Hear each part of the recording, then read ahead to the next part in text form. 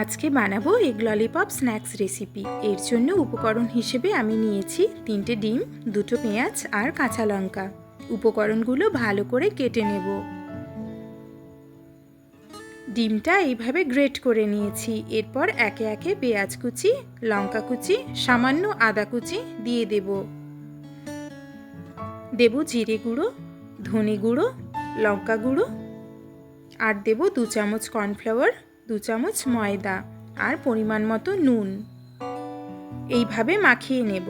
এবার গোল করে শেপ করে দেব।